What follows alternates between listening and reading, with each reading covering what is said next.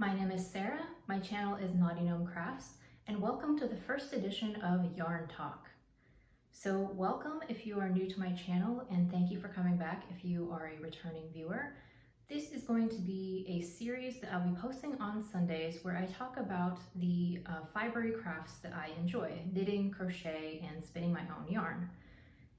Because this is the first edition of Yarn Talk, I'll just go ahead and briefly give you my background in the fibery crafts. So I have been a knitter for a long time. I started knitting in 2003. I started spinning roughly around 2006, I think, and I've been crocheting since 1994. And fibery crafts are my favorite crafts. In recent times, I have not been able to do them as much as I would like because of some medical issues that I don't really want to get into. But I will say that I am feeling a lot better and I'm more able to do the crafts that I really love, which makes me very happy. So in today's video, I have I have one finished thing to show you and one that's almost finished. And then I have a couple projects that I am currently working on, and that's what we're going to talk about. So let's just get started with my finished spin of the week. So as I had said, because of some pain issues I was having, I had not been spinning for a long time. I think probably like a year and a half is about the amount of time that I took a break from spinning. And before I quit spinning, I had been working on this braid of Hello Yarn fiber, and I can't find the tag, so I don't even know for sure what it is anymore, but I think it might be Rambouillet, but it's some type of wool, and it's definitely Hello Yarn. And I was actually almost finished with this braid before I started having my issues. So all I needed to do when I went back to spinning was just finish the last 8 inches or so on the last bobbin, and I ply it up, and then I would have a finished skein of yarn. So that's what I came up with. So this is the finished skein. It's a true 3-ply, and as I said, I'm not 100% sure of the fiber content, but I think it's Rambouillet. I spun this worsted style on my Majacraft Rose, and I plied it on my Hansen Minispinner. And there is roughly 330 yards and about 118 grams in this skein. And I would say the weight is about a DK weight. It's like a sport to DK. It has these really beautiful, warm autumnal colors that Hello Yarn is known for. And then I did end up with a small little leftover skein of a 2-ply. And to finish this off, I did fold the yarn. I really like doing that because I just feel like it brings out a little bit of halo and really distributes the twist well. So I do that to almost all of my yarns. And I don't have any specific plans for this. I was thinking about possibly knitting my friend a hat because earlier this year we were at a barbecue and the host had mentioned that he would love to have a hand knit hat for me. And he said that he doesn't care what colors, he'll take anything. But I do think that he would like these colors. I think they would look good on him. And I think that with the browns and the oranges, it is a little bit more of a masculine feel. So I am thinking about doing that for him, but no specific time frame or pattern that I'm going to be using with this yarn. So my next project, I am ever so close to being finished with it, but it's not quite done yet. I had been working on a sweater, a cardigan, out of kind of a heavy DK light worsted yarn. This light pink and the burgundy are from Miss Babs. It's Yowza. I had bought these at a fiber festival, not sure which one. And then this I was able to figure out is Reynolds Andean Alpaca that I bought in a D-stash years and years ago, and I'm sure it's discontinued at this point, but it has this beautiful fuzzy halo.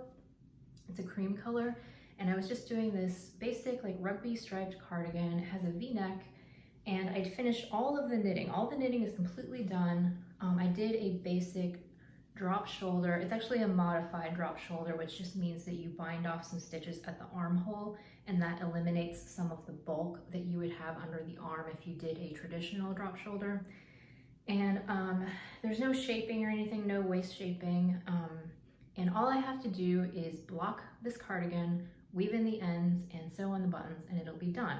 So barring any unforeseen issues, I think that I will have a finished cardigan to show you next week. That's my hope anyway. And I'm super excited to have this off the needles because we are entering colder temperatures now, and I think this is going to be perfect. As I spoke in my last video about my hand knit sweater wardrobe, I'm in desperate need of new cardigans that match my style better, and this is definitely one that I think is going to slide into my wardrobe very smoothly. So that is my very nearly finished project. Now I'm just going to talk about what I'm currently working on. So after I finished the Hello Yarn spin, I was very excited to start a new spin, and I have a braid of fiber from Bond Fiber, and I'm going to go ahead and insert a picture of what the braid looked like before I split it up. And it's organic Polworth. Now the original braid was a little bit over 6 ounces, but I only had half of it left. I think originally I'd split it into two like 3-ounce braids, and the first one I think I did like a bulky 2-ply. I'm not even sure if I still have that yarn, but I still had half of it left. So for the second half, I just divided the braid into 2 pieces and then split the first piece into 4, and I'm spinning it as a fine 2-ply. So this is, and on my Majacraft Rose. So this is what I have so far. The braid is sort of like neon-y rainbow colors, but if you're a spinner, you'll know that when you spin fiber, the colors get very dulled. They're not quite as bright when you do the actual spinning. So the yarn is a little bit less bright than the original braid. But yeah, that's what it looks like right now. And yeah, I'm just working on that a little bit every day, usually like 15 to 20 minutes a day.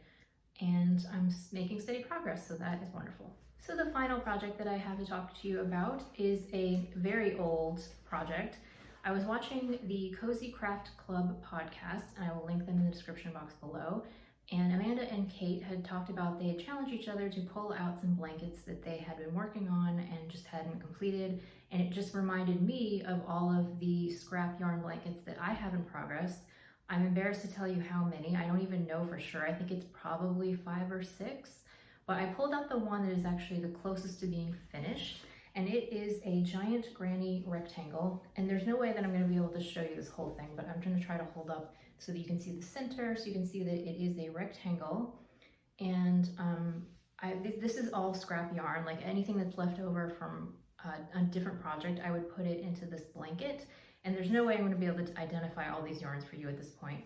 But what I did was I put on one additional round, and then I went ahead, because I don't even know how big this thing is. Last night I spread it out on my bed, and it essentially covers the top of my queen size bed. There's no overhang, so it's not a bed-sized blanket, but it is quite large. Originally, I was going to make this for my niece, but then my husband saw it and said that he really wanted it as a couch blanket. And sort of like the sweaters, as I was telling you, I hadn't made new blankets in many years because we had so many, but now the blankets that we have are really showing their age, and they could definitely use a refresh. So I'm planning on finishing this off and replacing our couch blanket with this one. So all I have left to do now is I'm currently working on the edging, and I chose an edging from this book called Around the Corner Crochet Borders by Edie Ekman. It's a really great book. There's a lot of different edgings in here, and I have chosen this one, which is a very simple edging. It's number 42, and the yarn that I'm using for this is some leftover yarn from the sweater that I knit in 2020. It's Jill Draper Makes Stuff, I think, Esopus. And I had quite a bit of this yarn left, that's why I chose it for the edging. And then for the colors portions here that you see these 2 different colors, I'm gonna just use some leftovers of either variegated or self-striping yarn to kind of go with the theme of the blanket with all these different scraps. And I think that's really gonna tie the blanket together. It'll have a nice, relatively thick edging and just set off the blanket nicely, and then it'll be done. So it takes me more than a day of crocheting to do an entire round on this blanket because it's so large. So I definitely will not have this finished by next week, but my goal is to finish off this blanket completely by the end of September, and I think I can do that.